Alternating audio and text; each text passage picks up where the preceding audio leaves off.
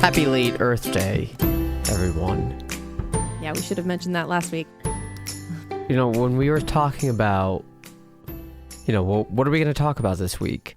It was, I don't know. And then I realized, actually, you realized, oh shit, it's Earth Day on Wednesday, I think it was. Yeah. 21st? No, that's 22nd. not right. 22nd. Yes, today's 26th. We are recording this Sunday afternoon on April 26th, the day after Rhode Island had their nice little rally when it came to COVID. But don't even acknowledge let's it. not jump the gun. This is episode 5 of While She's Napping. I am Adam. And I'm Cindy. Welcome. And we got a handful of 5-star reviews on Apple Podcasts. We'd like to thank you guys for doing that.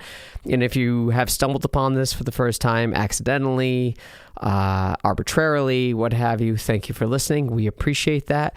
If you like what you hear, please give us 5 stars and a quick review on Apple Podcasts. Or if you're listening to this on another podcast medium and they have some sort of review system or a rating system, we appreciate it if you give us a perfect rating, like right off the bat, before you even listen to the content of the episode. Do that. What else you got to lose? You can change it later on, but why don't you start off positive? Usually when you go somewhere, you start off with like an A+ rating, and if the service sucks or whatever, you downgrade it to an F anyway. And when I went to college, every professor would say, everyone starts off with an A, and then if you fuck up, it goes down, right? And so that's how you should evaluate this podcast. I think people are more likely to give negative reviews too. If you go to a restaurant or a business and you have a negative experience, you're all about getting on Yelp and sharing that with everybody. But if it goes as you had hoped and it's positive, you tend to just kind of sit back and take that and move forward. But we really could use the positive feedback. Helps us out a lot. Or the negative feedback, you know. And aside from the podcast hosting sites, we could also use your feedback on Twitter or Facebook or through our email if you have anything to say about any of the content we've covered on a previous episodes, or if you have ideas for topics we could cover moving forward. We want to hear all about that too. Yeah, it should be noted that you can find us on Twitter at She's Napping Pod, at SHESNAPPINGPOD. You Don't can find hurt us on, it's weird to think about how to spell stuff outline when you just say it. You can find us on Facebook While She's Napping, so facebook.com/While She's Napping. Cindy navigates that, or the Gmail. While She's Napping at gmail.com. I always let you take the email even though you don't do it. So yeah, last week, the episode when it came to the birth story of our child and how we sort of evaluated it, how we were surprised by some things, our expectations and whatnot, got some pretty positive feedback. A lot of people loved the fact that I said that the first thing I thought of when it came to my baby was that she smelled like a vagina. Consider the source, though. That makes sense.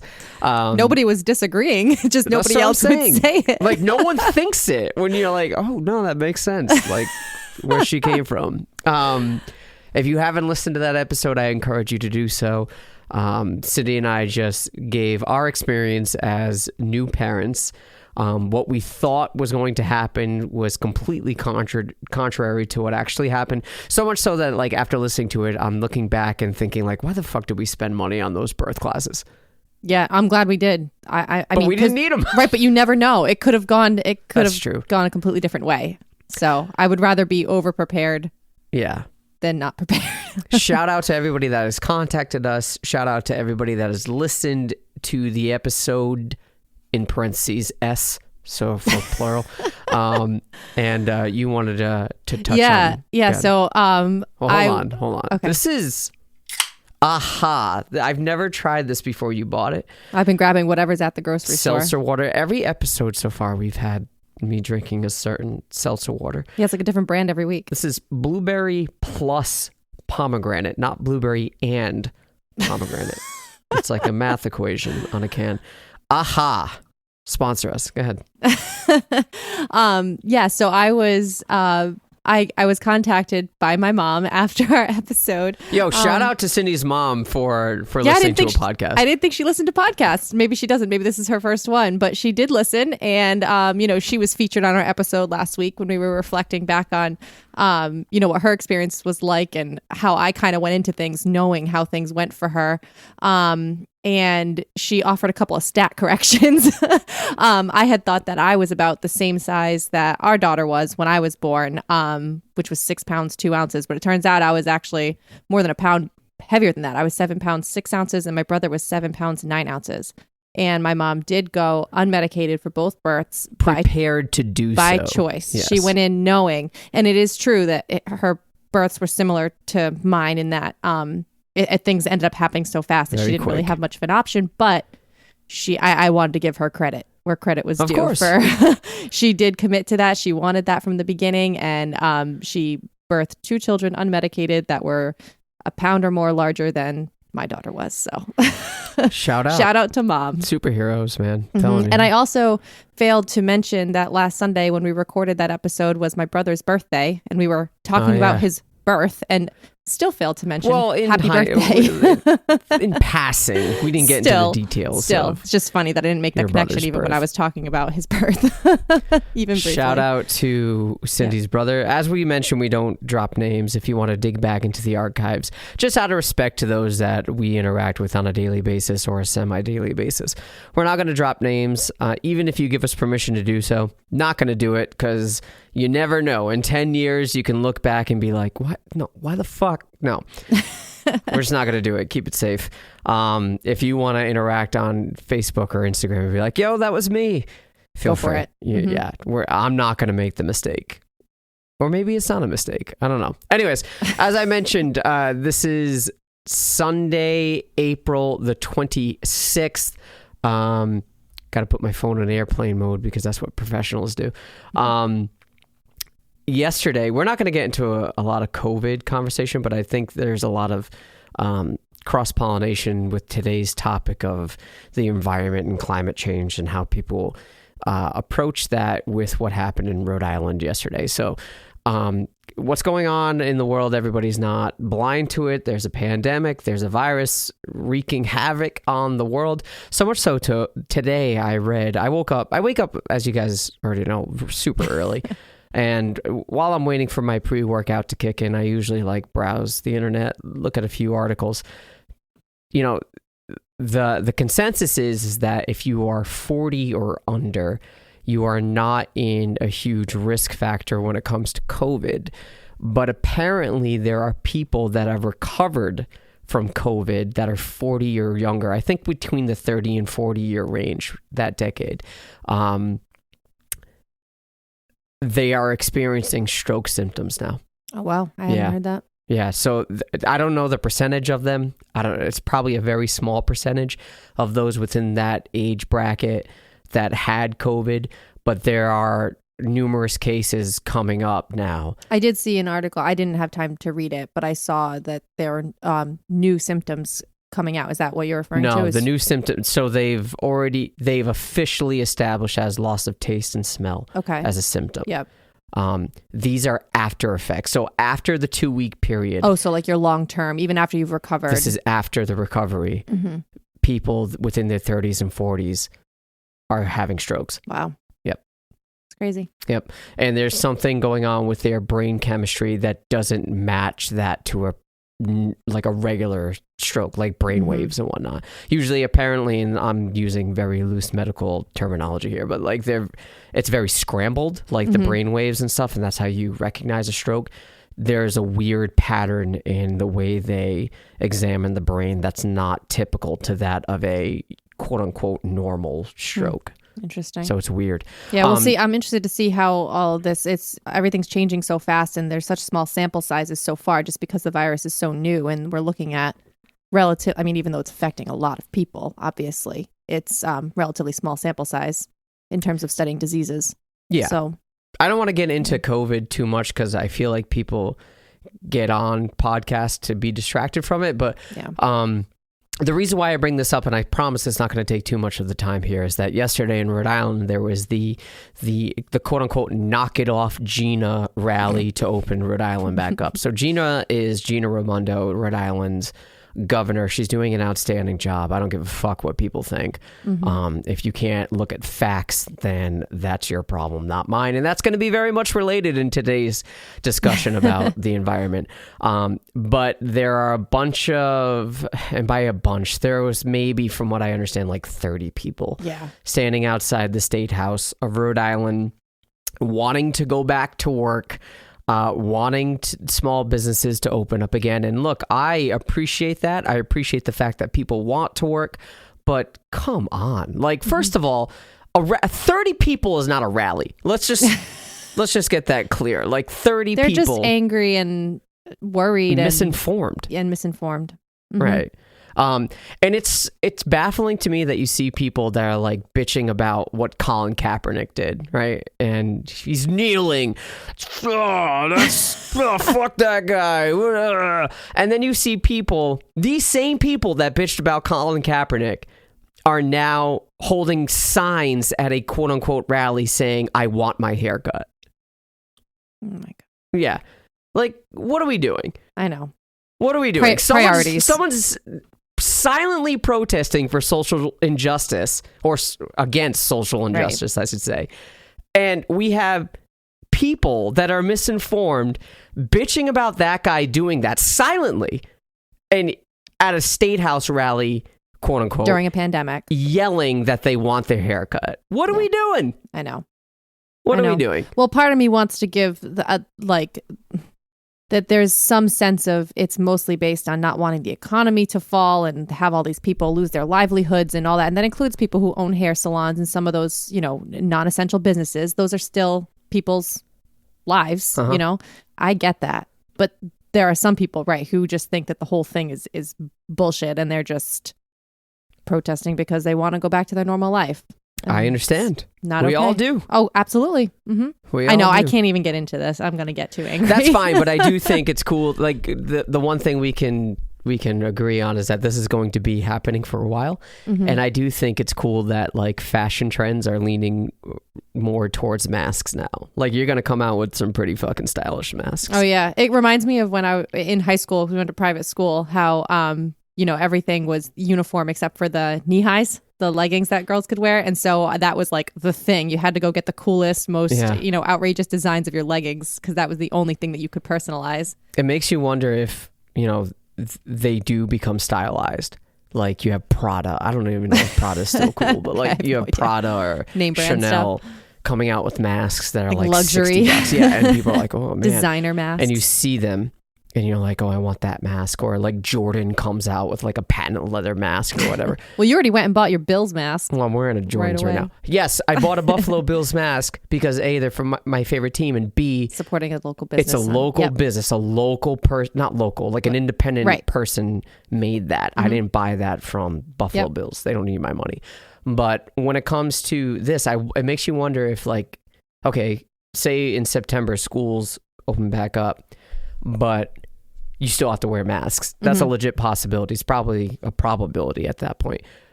If they'll have designated masks that you have to wear like private schools. So like private school people, like in Catholic schools, they have uniforms. They'll say you can only wear these, right? You can't wear name brand because now we're creating like, social cliques and whatnot. Yeah. I mean, that happens anyway, but with all of your accessories, you can still accessorize. That's what I was saying about the leggings. As long as it doesn't say anything offensive, I don't care. Right. Even if we'll it does, see. I don't even want to think whatever. about that. I feel, thinking about having everyone having to wear masks going back to school is... Well, you're going to have to.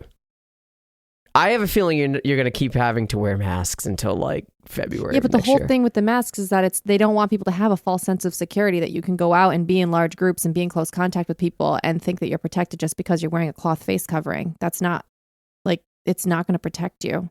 It will help. It reduces the transmission. I think it's protecting those around you if you're asymptomatic. That's what I mean. Yeah. Right. So it helps, but I still don't. That's not they've been saying that's not a replacement for avoiding large social gatherings and people being in close contact. So I still think we're going to have a sense of social distance too, even in schools. Yeah. Yeah. Anyway, let's get off this. let's talk about the environment. So it should be noted that Cindy, as discussed on a previous podcast episode, is a wildlife biologist.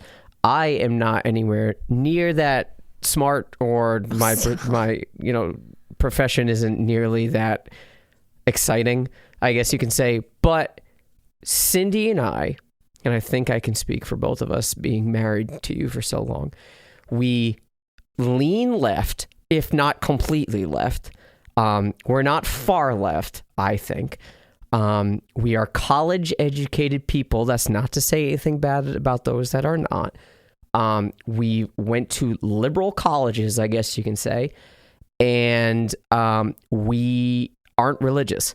So we lean towards the proclamations, or the proof and the evidence supplied by science. I can speak for myself in here. It is always fact over feeling, fact over scripture, fact over religion.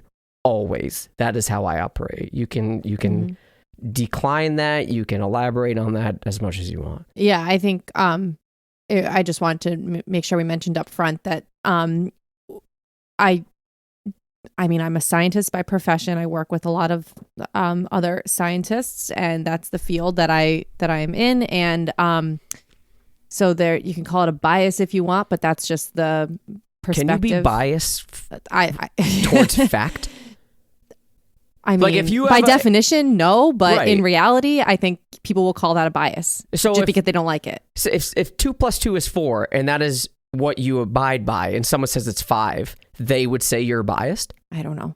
And here's where it comes to, I was just going to mention your background. Sure. You are college educated in philosophy. You have a degree in philosophy. And so that was perfect that you tend to take these, you like default back to your training in thinking of like in logic and stuff like that. And that's how you tend to frame conversations. And sometimes, you stump me by the way that you ask a question. Even if I know the answer, you have a way of asking questions or presenting an argument in such a way Socratic that I can't respond, even though I know that I have the answer, or I know that I'm right about that particular thing.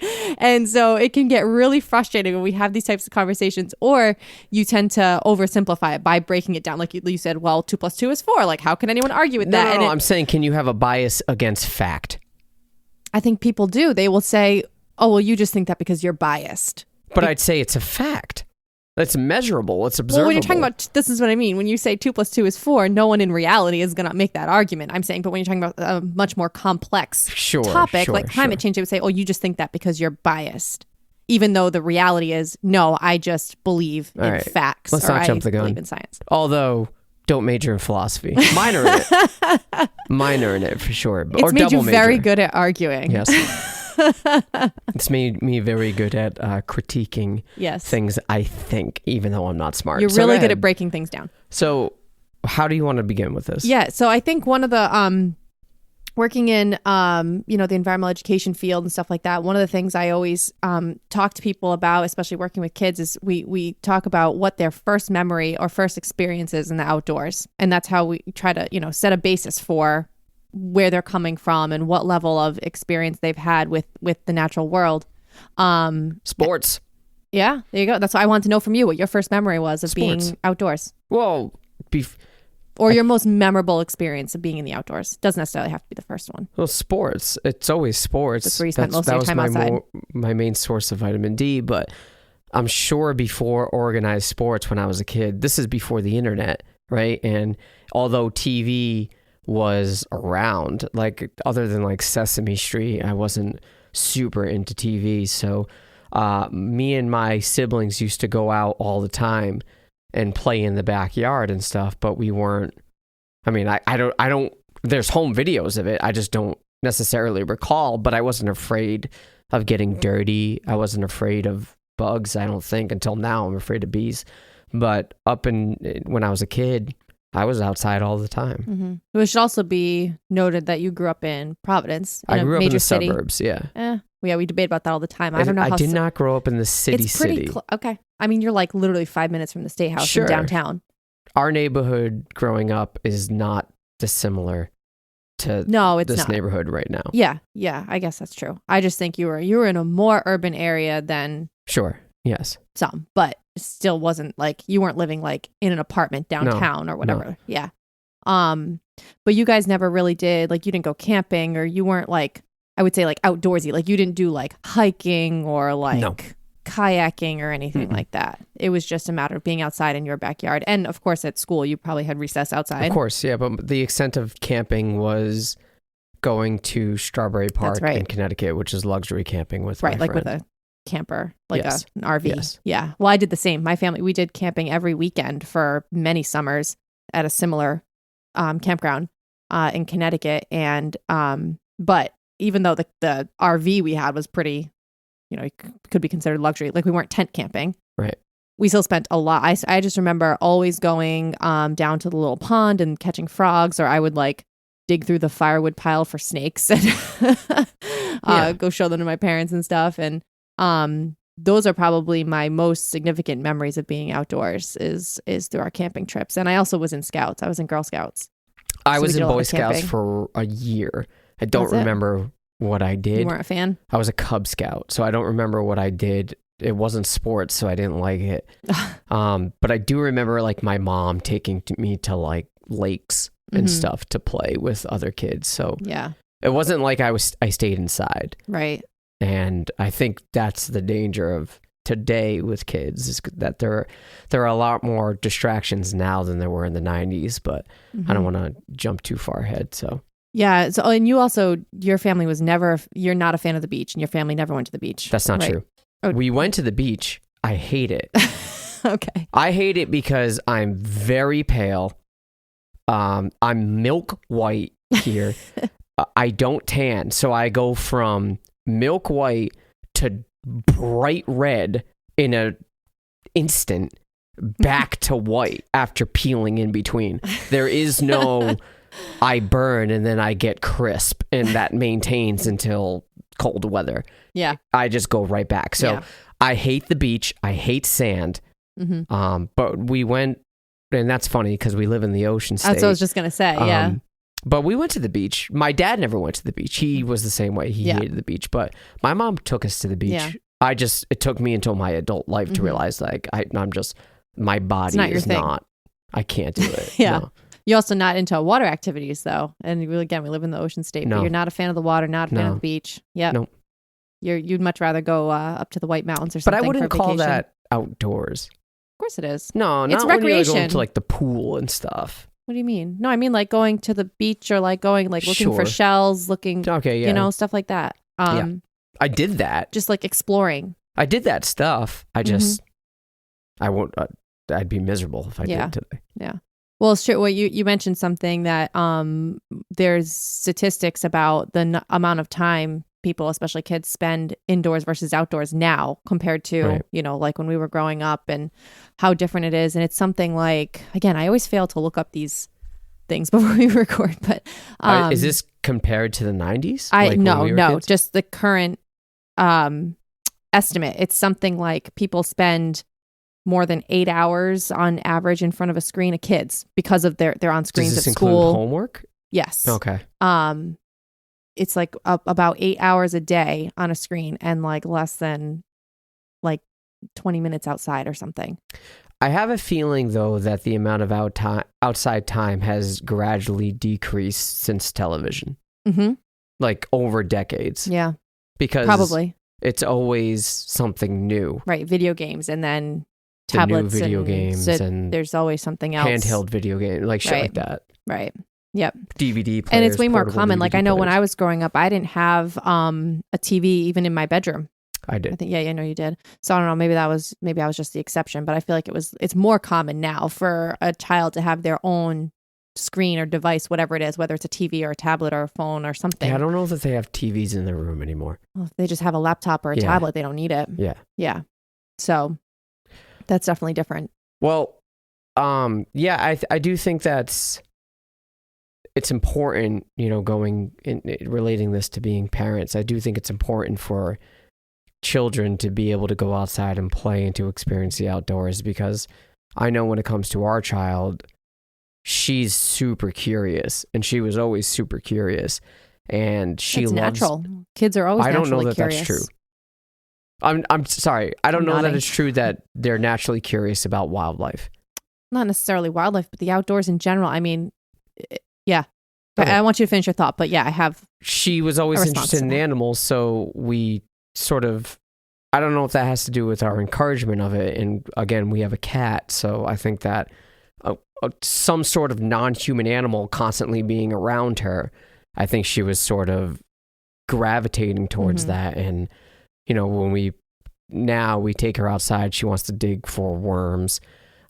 She loves the next door neighbor's dog, even though it barks and she gets scared. She picks all the dandelions. She loves picking flowers. She used to love picking grass. Pick up sticks. She loved doing the garden with you. Well, that's what I'm saying is that I don't it. think that's very unique to her. I mean, it's snowballing and one thing builds on another. I think because we encourage it and because we, continue to put her in the position to continue exploring.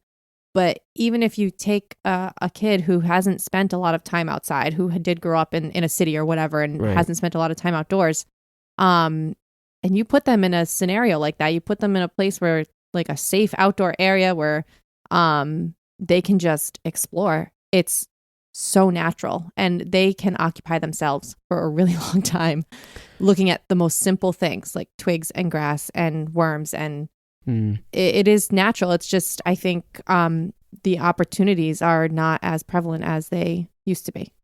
I wonder if kids today, though, are as inclined as you think, because I have a feeling that there are a lot of parents out there that discourage their children from getting dirty. Mm-hmm.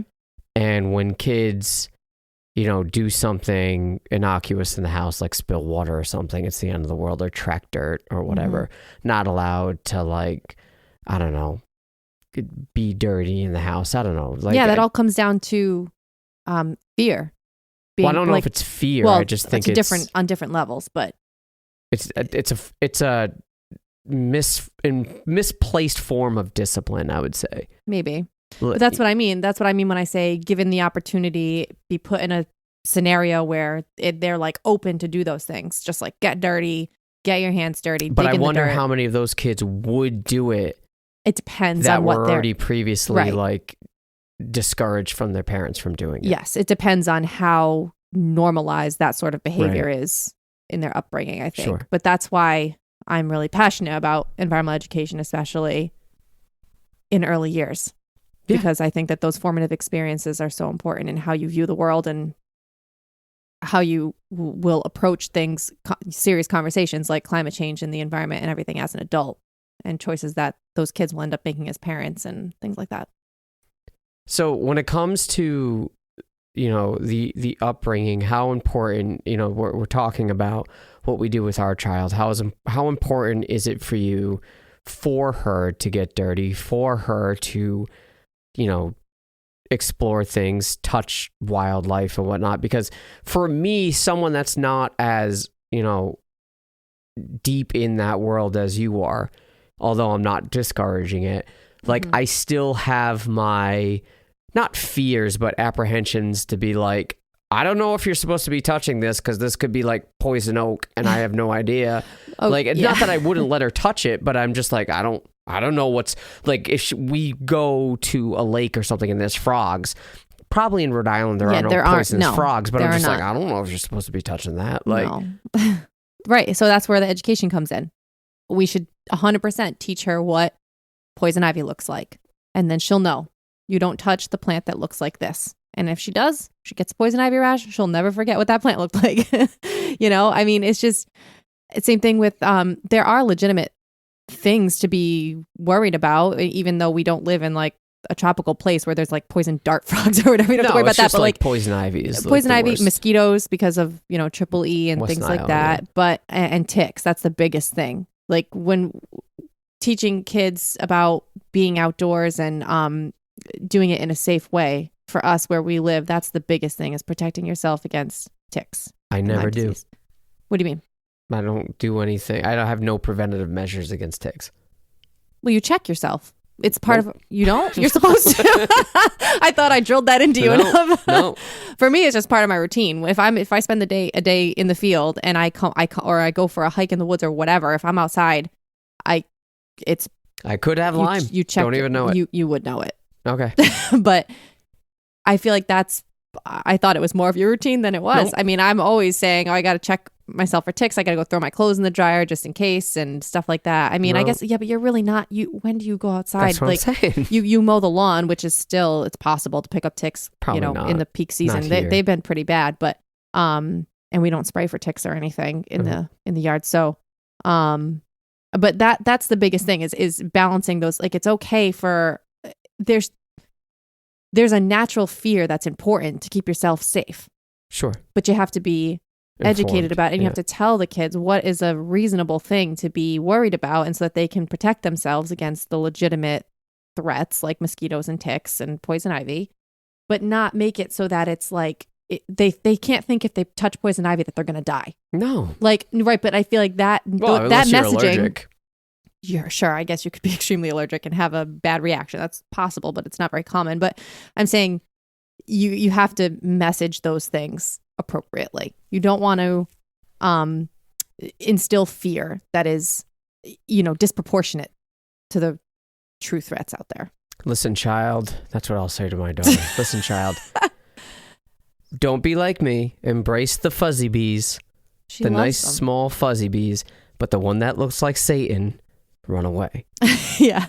Run away. Well, that's what, I'm not going to go if we have wasps in our shed last year. They're probably going to come back again this year. All set. I'm not going to go in there. But that's what I mean. That's educate. It's like, they're not going to bother you if you don't bother them. No, wasps will. No, not if you're going in there and you're pounding on the wall where their nest is, or you're doing something that's going to make them feel threatened. They're going to defend their territory and they're going to come after you. But if we're just hanging out in the backyard, stop. If we're hanging out in the backyard, doing our thing, playing catch, whatever, she's picking flowers, the wasps aren't going to come out and attack her from across the yard. Like, she doesn't have to be afraid of that. They're Satan reincarnate.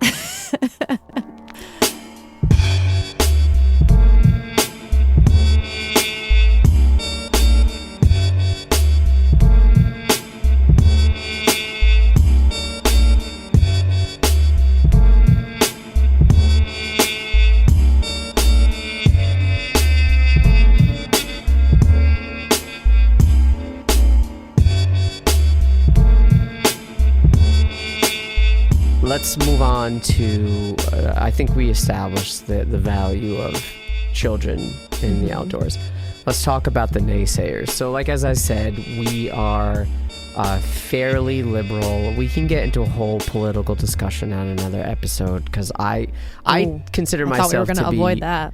I consider myself to be a little bit more moderate than how I actually may sound. But when it comes to environmental, well, sure. When it comes to environmental issues, though, I am very left-leaning, and I do think there's a disconnect. And again, I'm not trying to insult anybody that views this a certain way. I do know some people that consider themselves right-leaning or conservatives that do have an appreciation for the environment and that do believe that climate change is a thing.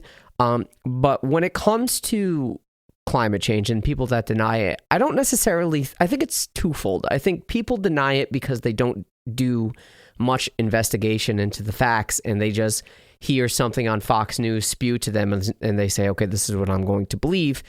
And or maybe they think it exists, but they don't care because it's going to, much like the people in the beginning of this conversation that I talked to you about at the State House, it so much interferes with the way they live that the change in which to adhere to curbing climate change towards a better state for the planet would radically change the way they live. And that's where I think you end up with the category of people who take the stance of, well, climate change is real. I believe it's a thing. I believe it's happening, but I don't think it's because of humans. No, I do think there are people there that believe. Well, I'm saying those are different categories. There are people who are like 100% climate change is real, it's happening, and it's driven by human activity for period. Then there's the complete deniers. Climate change isn't even real, not a thing, or it's a natural process. It's always been this way. It's nothing to worry about. And then I think there's that third category of people who admit that it's a thing, that it's happening, but we don't think humans are the ones causing it. Those are kind of like the three general stances that I think are out there. When it comes to that last one, I feel like that's a little bit harder to combat than it's not happening at all. How? Because I just don't know. Oh boy. I don't know for sure. I think we have enough evidence to suggest highly that it's human made. This is a man-made thing. Correct. But if we're talking just the words and what they mean, it's not proven to be so. Scientifically proven. I mean, how much proof do you need? What would prove it? I don't know. But like every time I see articles, it's scientists suggest this, not it is proven. It is not as solid as 2 + 2 is 4. Okay. Yes. But there's overwhelming evidence. I agree. Okay. I agree with that completely. I'm just saying those people that say it's not man-made or we don't know enough to be man-made. But we do know enough. We know enough to suggest it. We don't know enough to know it. I think that's just the way it's always presented. Like, that's just... yeah, but... So what's the point? I don't understand. Like, what's the argument? I think when people hear that and they say, oh, it's scientists suggest... they look at it and say, okay, there's wiggle room to disagree. Right, so that's cherry picking, because there's a lot of things that people present that way. So-and-so suggests, and people latch onto it as fact. Yes. And yes. So, but this is because it disrupts the way they live. Right, so it's just them choosing what to believe, and then they'll, use an argument like that, say, oh, well, it's not true. They don't say it's 100%, they just suggest it, but they listen to other things that people suggest in a way more casual way. Because it adheres to how they live. Right. That's what I'm saying. So it has nothing to do with how the scientists are presenting it. It's all about people. It's their confirmation bias of only wanting to acknowledge the things that align with their beliefs that already exist. Right. So they're asking for something that is impossible. So they can't... It doesn't matter how we say it. It does matter how we say it. Scientists will never be able to prove this in real time. It's going to have to be in hindsight. Like, it's going right. Well, we also have projections that are pretty, like, so for example, the projections that were done, 20 years ago or whatever, have proven to be true. And if anything, all that's been proven is that there's been a rise in CO2. Correct. In line with the projections that were made years ago. We're on the trajectory that we projected, or we're surpassing it because we took the reality is worse than we projected. I'm playing devil's advocate. Yeah, I know. So, is in that aspect, are we saying that all that, if I'm looking at this as someone that doesn't want to be disrupted in the way I live, I would say to you, all this proves is that the trajectory of the rise in CO2 is in line of what we predicted 20 years ago. Mm-hmm. Show me how that means we did it. That information exists. That's what I'm saying. Within that same chart?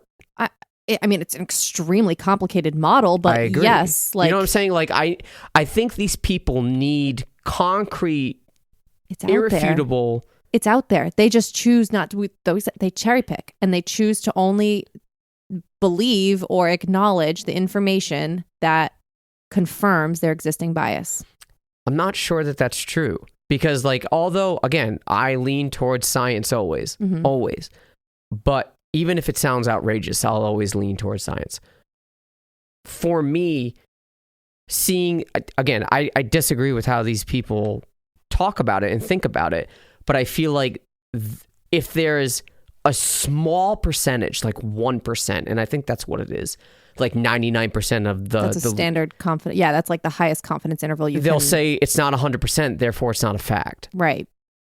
Yeah, but there's 1% of scientists, I don't know, environmental. So if there was something scientists. that was a 99% chance that it was going to kill you, it was 1% that it wasn't, would you do it? No. Okay, so that's what I'm saying. What is the point of that argument? Why wouldn't you go with the 99%? I agree with you. I'm just saying this is how they operate, because when we're making laws and we're making bills and stuff, things that are affecting our government and the way we pay taxes and the way we operate in this country, most of those things are done with fact. Mm-hmm. Right? Like, so if they're, I don't know, maybe that's speaking out of my ass, but most of these things were like, you know, there's a correlation. There's like, oh, I can see how they arrived to this conclusion, even if I don't agree with it. Right. With climate change, because there's that small percentage of wiggle room coupled with the fact that it's going to disrupt the way I live, people need, I need to see this factualized. So I guess it doesn't necessarily mean that there's 1% of wiggle room. I think that science is always presented that way with if something is statistically significant and it's measured by a confidence interval, and a small confidence interval of 99% is about as close as you're going to get to something being factual. That's good enough for me. So I think that part of the problem is, I said before that it doesn't matter how we say it, and that's I walk that back, because how we communicate science is incredibly important to how people understand it and if people understand it. And I think a huge problem in the scientific community is scientists are who, you know, they spent their careers and their lives in these academic environments. They are not very good at communicating. They're good at doing their research and analyzing data and communicating with other scientists about their findings. And that's why there's an entire field of people who do science communication. And they're people that are good at communicating and understand the science. And that's what we need as far as messaging. And I think things have to be put in a way that don't let people get caught up in the nuance of, oh, well, 99%, that means it's not 100, so I'm not going to believe it. Because they don't understand the context of what that means in science, that's about as close as you're ever going to get to something being I don't even know if it's fact. 99%. I'm just... Right, me either. But I'm saying the models that are being presented have very, very high confidence. Yes. Okay, so... It's like the COVID models that we're dealing with right now. When people don't have a complete understanding of what that means and what those percentages mean, like you said, all they see is, oh, it's not 100, so I don't believe it. Like, that's why we need to message it in such a way that outlines how confident that in the scientific world, that is confident. Like, that is... No, I know. I get what you're saying. I just think that there are people out there that, you know, I don't know, like you have scientists, maybe it is a communication issue because, you know, relating this to COVID, because I don't think the way people are perceiving this is that dissimilar. You have Fauci coming up there and saying things like, and this is legit, we should never shake hands again, ever, even after this, ever. And like, that is maybe true, but we shouldn't, but let's be real here. That's a little bit of an extreme thing to present. It's probably not harmful in 5 years from now if you shake someone's hand. I think that's not a scenario that people want to think about right now. I think people just need to have hope. But I'm saying that's an example of poor communication based on science, because scientifically that's probably true. And he's a scientist. That's my point. He's probably not trained in communication. I agree. A lot of scientists are really bad at communicating. That's why there's training and things offered to scientists to try to help them learn that skill, because it's a skill in and of itself. Let me shift gears. When it comes to how people are viewing this, how much of this do you think has to do with the fact that maybe if they did I'm speaking more towards the naysayers of climate change. Viewing this, climate change. Yes. Okay. People that don't agree, quote unquote, with it or believe, quote unquote, with it, or in it rather. How many of those individuals do you think would, if they bothered to do the research, but don't because they have a bias towards intellectualism? Against intellectualism. So there's this movement right now of anti-intellectualism. Okay. And so like those that are graduating from college, those that are well-educated, those that are able to think analytically and critically are, quote unquote, running the show. I also feel like the vast majority of those people, again, maybe I'm wrong about this. This is based on nothing but how I feel. Lean left. Like a lot of people that come out of college and a lot of people that come out of universities lean left. That's not to say that there aren't right-leaning people that come out of these, sort of traditions, but I feel like in America, the vast majority of those do end up leaning left. How much of that do you think people are viewing and saying they're just influenced by liberalism of these colleges. They're not truly intellectual. They're just thinking they're smarter than us. They're not. They don't have these hand to world experience or hand to land experience like I do. Even though I'm not college educated doesn't mean I'm stupid. Or, you know, I do think that there is a level of I don't want to say expertise, but a level of refinement and skills that when you do go to college, you're able to research things a little better, because that's what you're doing in college. Practice makes perfect. You do that a lot, so you're going to end up being better at it. And you learn what a reputable source is and how to identify you know how to cite sources correctly. You're not citing Fox News or even CNN. You're citing actual data, or, you know, scientifically acclaimed peer-reviewed literature, right? Yeah. So, you know, dialing back, how much of this naysaying do you think has to do with the bias against those that are in the intellectual field? Yeah, I mean, I wasn't really aware of that being like an actual movement of anti-intellectualism. I've heard that sentiment before, and I understand it. I think that it's Do you think that has to do with the communication, though? Probably. Like those that are, I don't want to say intellectuals, those that are well educated in a certain field, maybe inadvertently end up sounding condescending. Like you say that all the time when I talk philosophy with you. I'm like, I'm not trying to sound condescending. I'm just like, I have to be as specific and clear as possible with the baseline stuff in order to get to what I'm trying to say. Right. No, I definitely think that that's a problem. That's what I was getting at with, you know, scientists are notoriously bad at communicating unless there's a particular effort made to do it in a way that's effective. And I think people who fall into that other category that you were saying of just because I'm not college educated doesn't mean I'm stupid. That's true. Yeah, absolutely. Yes. And I think that those people absolutely have other skills and strengths that people in the intellectual, you know, more, you know, traditionally college educated, whatever, in that academic world don't necessarily have that hands-on stuff. For example, in thinking again in the conservation field, like working with people in natural resources, I see it all the time with people who have grown up, you know, in the outdoors, learning hands-on by experience.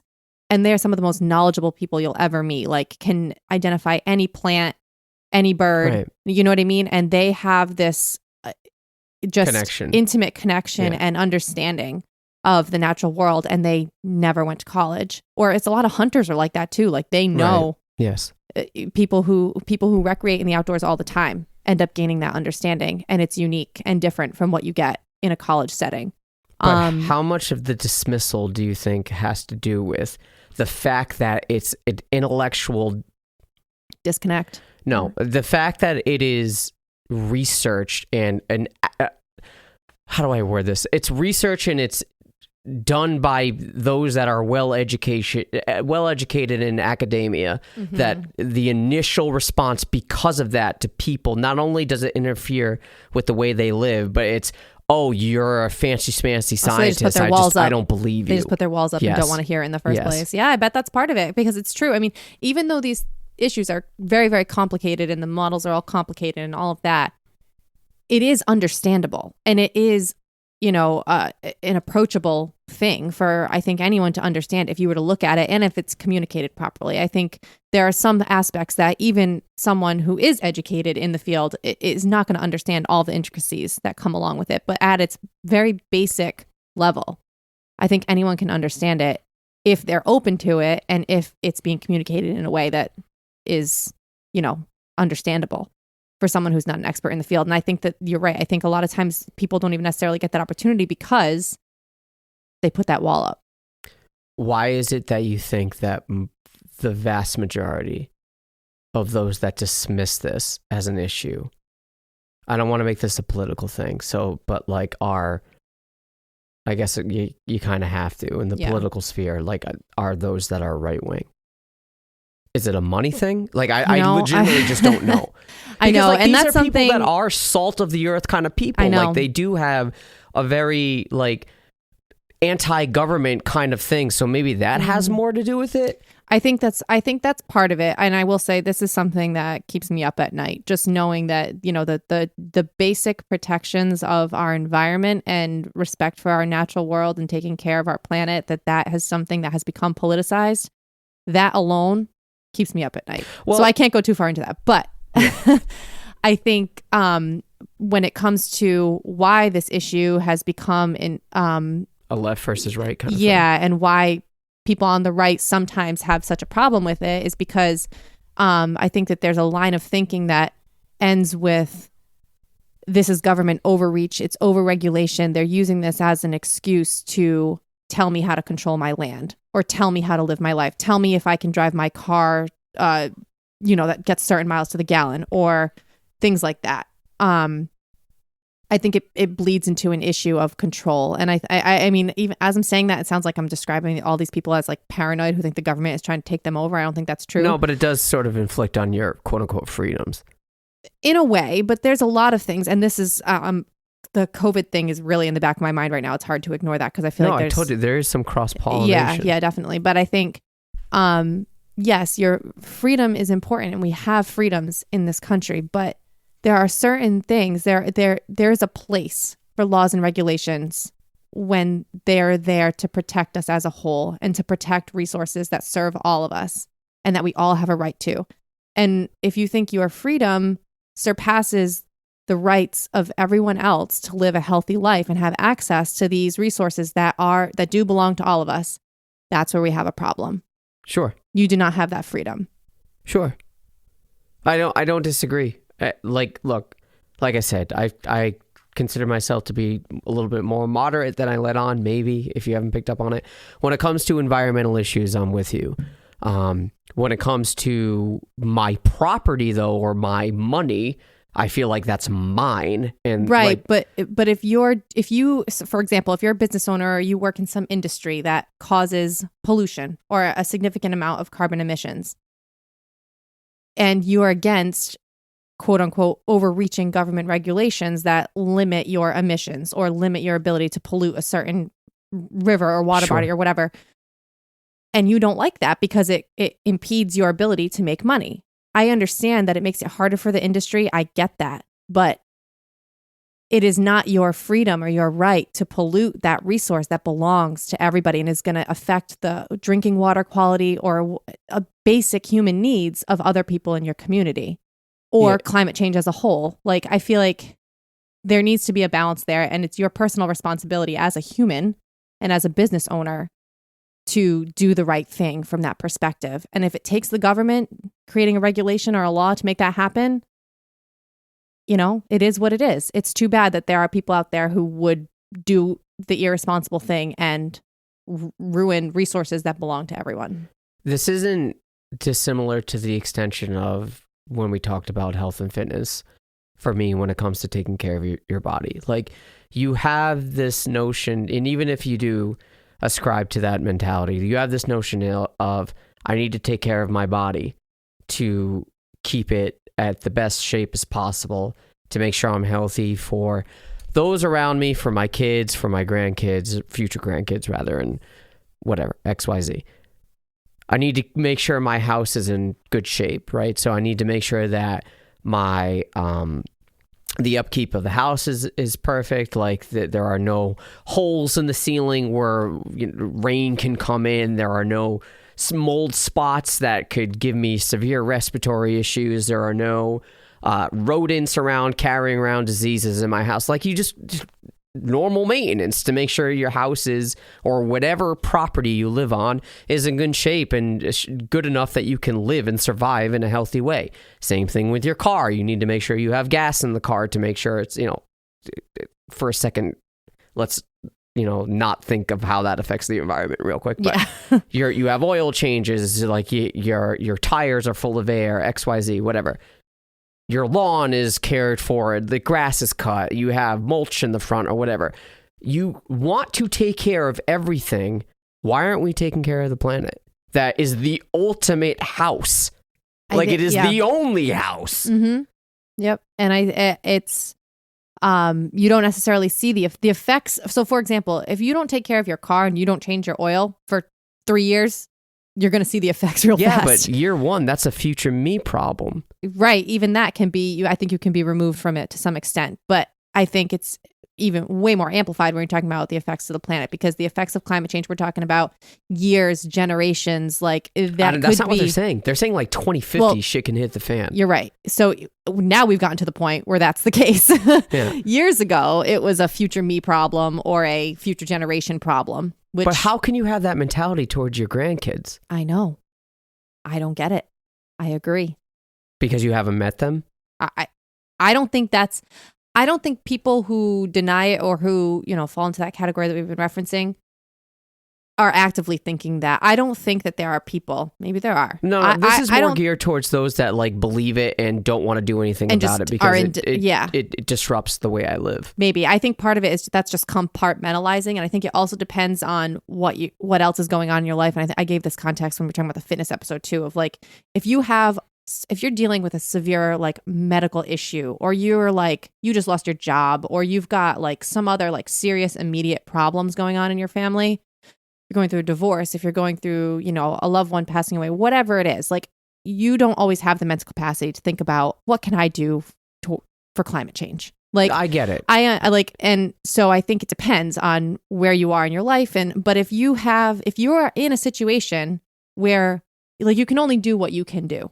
But I feel like some people can't buy Priuses and stuff. Exactly. Like, but I think there are things that you can do, and I think those are the things that we need to focus on. Is like, no plastic. Don't put bags. the burden on people, right? Like little things. I think it's important that we don't burden people to feel like this is on you. Like you need to change your way of life. You need to flip your life upside down in order to take care of the planet.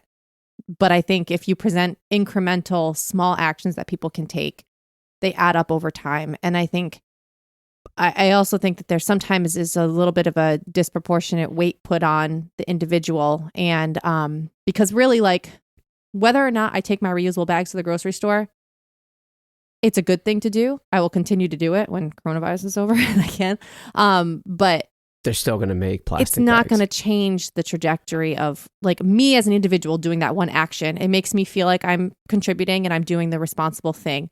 But in the big picture, there are bigger fish to fry. Like we need to tackle emissions at a large scale. And that's going to happen through these wide-ranging regulations and structural change within our economy and government. And those are the things that overwhelm people and I think make people feel like, holy shit, this is like too big for, like, I can't do anything to help that. Well, a positive of the COVID is that apparently CO2 emissions are way down. Way down. Yeah, but it's not going to have a huge impact to the trajectory of climate change. I'm just saying, like, I remember when China shut down their country, they had like an aerial view or something. They measured the CO2 emissions and it was substantially lower. And I mean, like, yeah, but it's temporary and it's not going to fix. It's a couple months, like I said, we're saying, but like, it's not going to affect the long-term trajectory. I get it. Right. Wrapping this up, there's one more thing. So I asked you rather about anti-intellectualism and, you know, right-leaning, those that are typically against climate change or whatnot. How much of this, again, this may be leaning right, again, no disrespect, how much of this do you think is religiously influenced? I feel like that's a really hard question because I don't. Okay, so like the typical conservative Christian that's like, God will figure it out. That perspective has always confused me because I feel like there are verses in the Bible and I can't quote them. We don't have to get biblical. Know. I'm just saying, like, how much of this do you think is biblically influenced? So a small percentage, would you say? Yeah, because I think that message is not clear. I think in Christianity, there's also this, there's scripture that says that it's our responsibility to care for the planet and everything in the planet is God's creation. But in the first book, this is yours.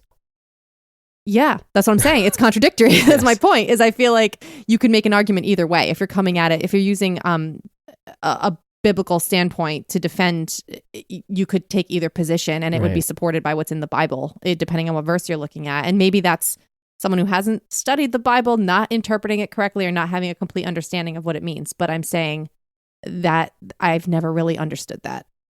because I feel like I think it's the whole genesis, like God did this for you, so like the planet is for man, Earth is for man, animals are for man. Even if you believe that, I mean, I don't believe that. I believe everything has the intrinsic record, value, I don't and believe that either. Things have a right to live just because they are things that are living. And intrinsic value. But even if you do believe that, if you believe the world is here to support human beings and it's ours to do whatever we want with and to live off of, take care of it for future humans. You still have to do that in a responsible way in order for it to be there for you throughout your life and for your future offspring, which is descendants. Biblically your responsibility to have. So I feel like that doesn't make sense.